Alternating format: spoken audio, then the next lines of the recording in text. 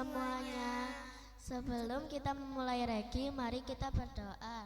Tuhan Yesus, kami mau memulai regi, berkati regi dari awal sampai akhir. Terima kasih ya Tuhan, haleluya, amin.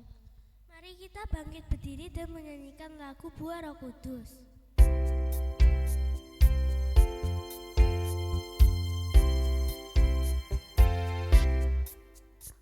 Kasih sukacita, damai sejahtera, kesabaran kemurahan, kebaikan kesetiaan kelemah lembutan, penguasaan diri. Inilah buah Roh Kudus mengalir dalam hidupku. Ku mau hidup dipimpin Roh Kudus setiap hari. Kasih sukacita, damai sejahtera, kesabaran kemurahan, kebaikan kesetiaan kelemah lembutan, penguasaan diri.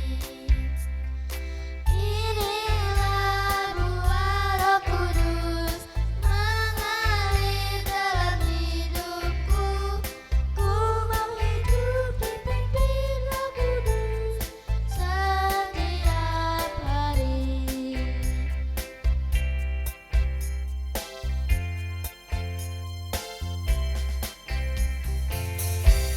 Silakan duduk. Sebelum kita mendengarkan firman Tuhan, mari kita menyanyikan Yesus Kupanggil.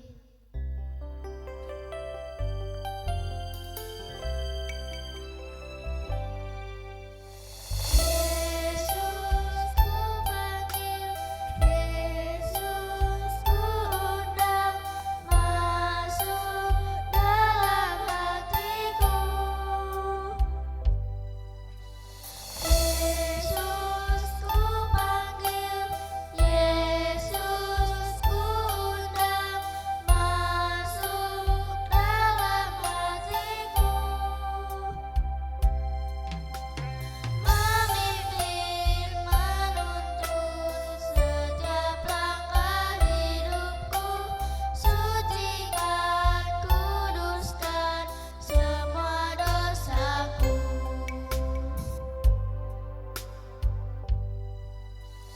Yesus kupanggil, Yesus kuundang, masuk dalam hatiku.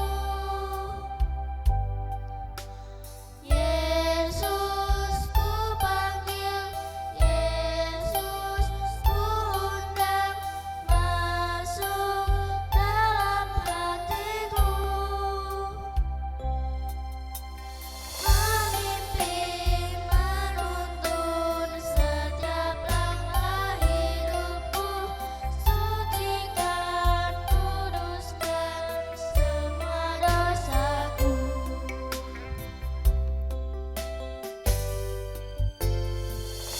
Kepada Bujina dipersilakan. Sebelum kita mendengarkan firman Tuhan, mari kita berdoa terlebih dahulu.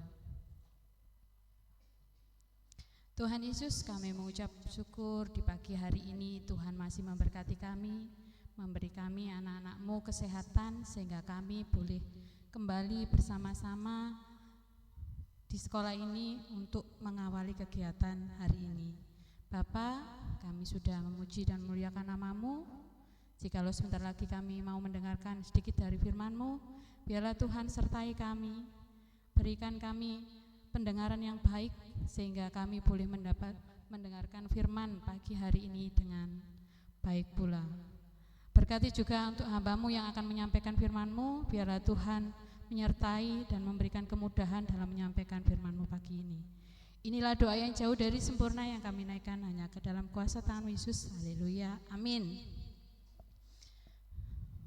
Renungan pagi hari ini kita ambil dari Kejadian 44 ayat yang ke-18 sampai 34. Oh iya, sebelumnya Bu Dina mengucapkan terima kasih, sampai kelupaan.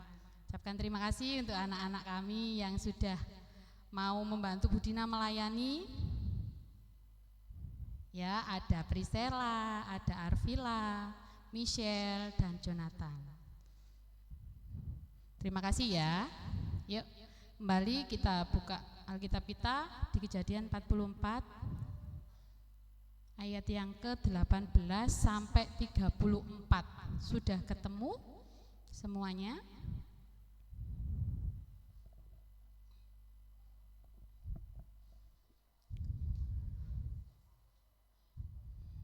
Ya, sudah ya. Karena banyak sekali ayatnya, Bu Dina bacakan ayat yang ke-18 sampai 25 saja. Untuk ayat selanjutnya bisa dibaca sendiri, begitu ya. Yuk. Dengan judul Yehuda bersedia menjadi pengganti Benyamin. Lalu Yehuda mendekati Yusuf dan berkata, "Maaf, tuanku, izinkanlah hambamu ini menyampaikan sesuatu kepada tuanku. Janganlah kiranya bangkit amarahmu terhadap hambamu ini, sebab tuanku seperti Firaun sendiri. Tuanku pernah bertanya kepada hamba-hambanya ini, masih adakah ayah atau saudaramu?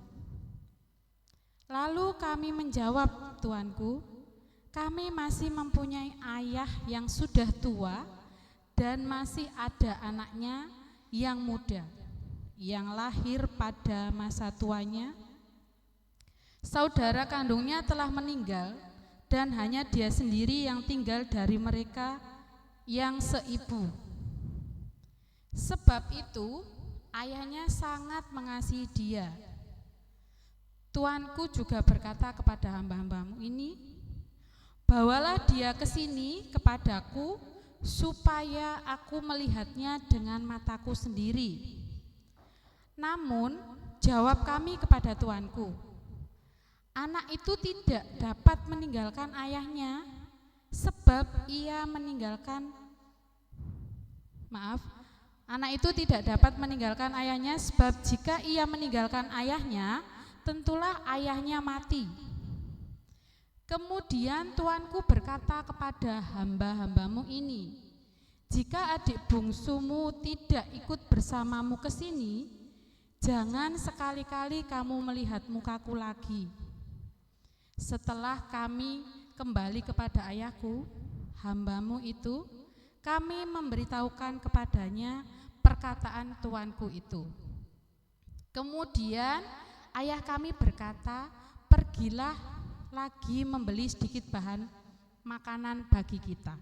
Untuk yang ayat 26 sampai 34 silahkan dibaca sendiri ya di rumah, atau nanti pas ada jam kosong begitu boleh.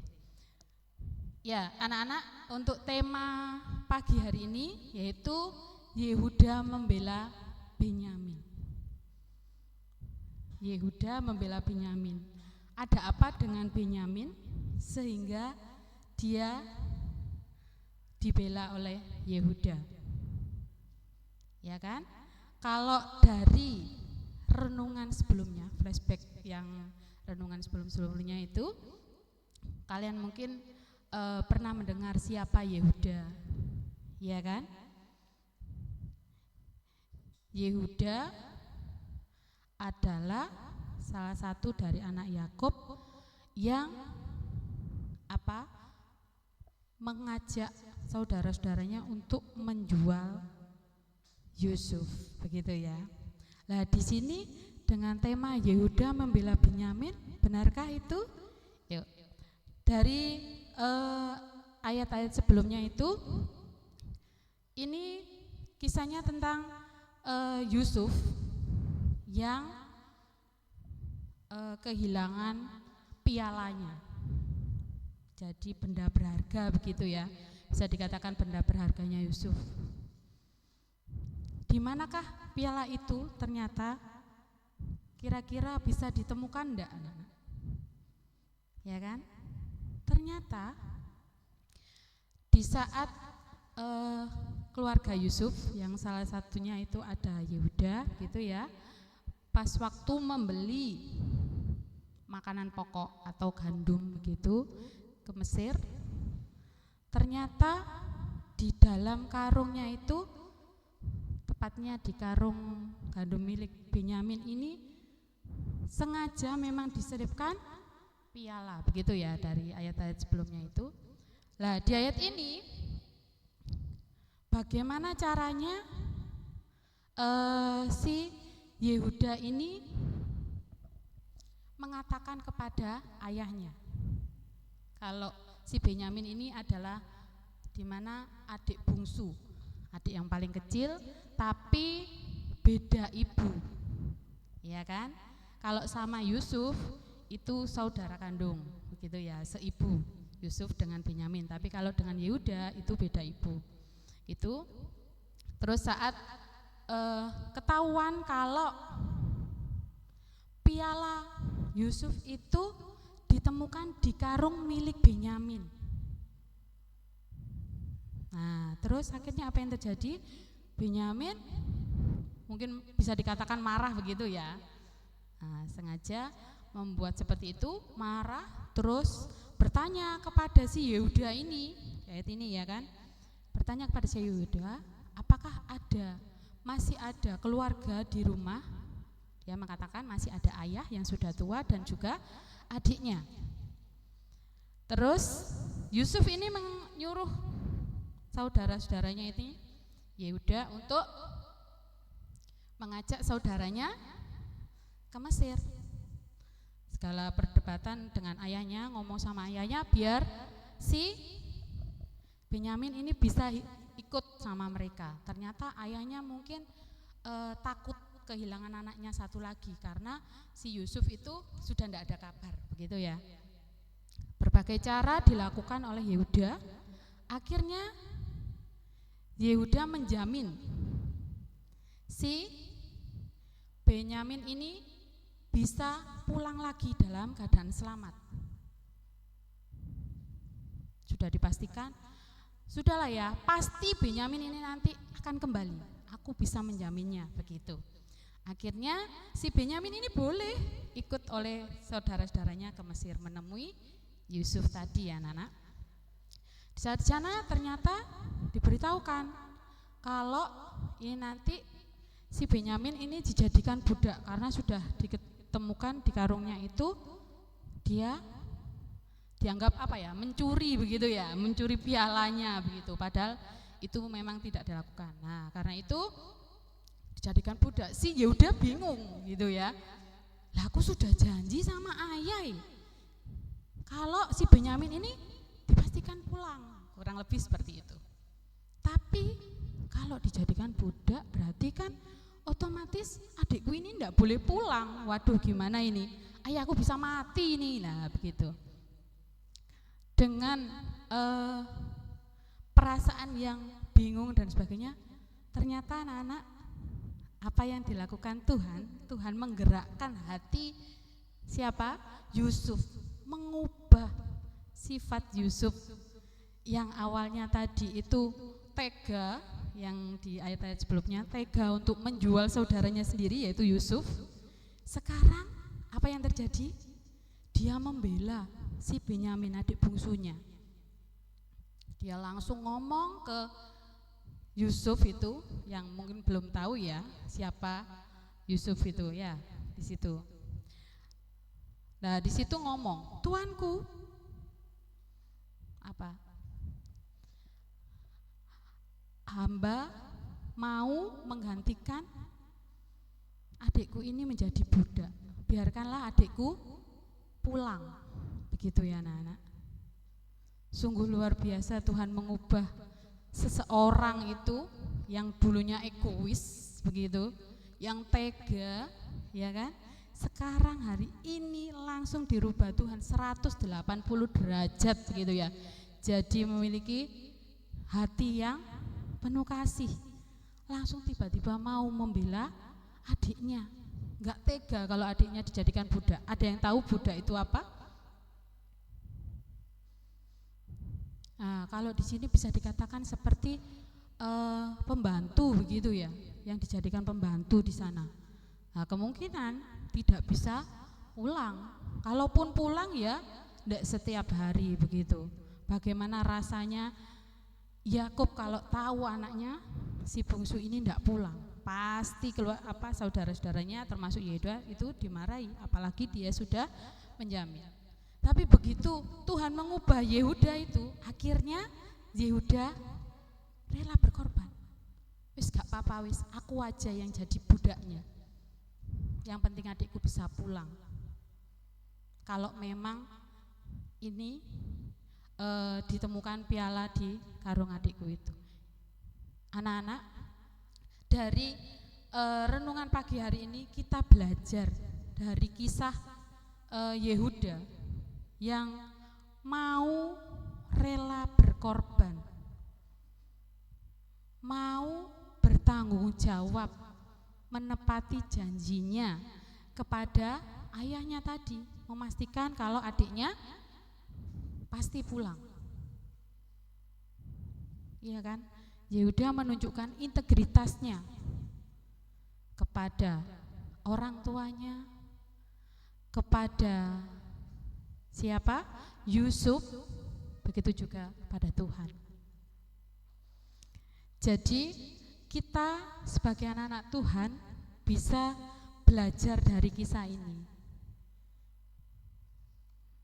Mari kita menjadi pribadi yang lebih baik lagi, mau bertanggung jawab, mau rela berkorban, bukan untuk diri kita sendiri atau kepentingan diri kita sendiri, tapi untuk orang lain juga.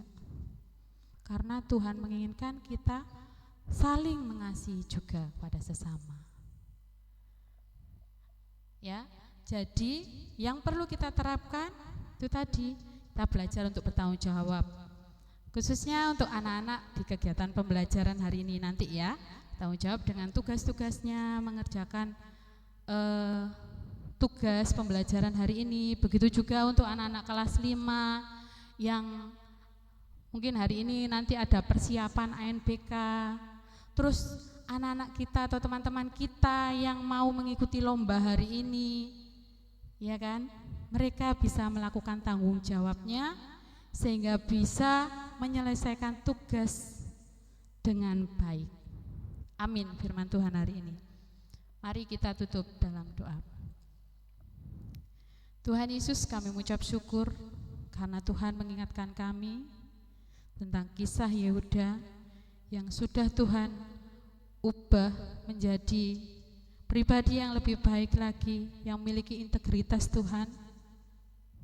Kiranya kami anak-anak-Mu juga Tuhan berikan yang terbaik, yang memiliki integritas tinggi seperti Yehuda. Bapa, sebentar lagi kami mau mengawali kegiatan pembelajaran, biarlah Tuhan tuntun dan sertai kami, sehingga kami anak-anak-Mu boleh dapat menjalankan tugas hari ini dengan baik dan lancar, dengan penuh tanggung jawab, seperti renungan pagi hari ini. Kiranya kegiatan pembelajaran boleh berjalan lancar hingga selesai siang nanti. Kami serahkan kegiatan sepanjang hari ini ke dalam kuasa tangan Yesus. Haleluya. Amin.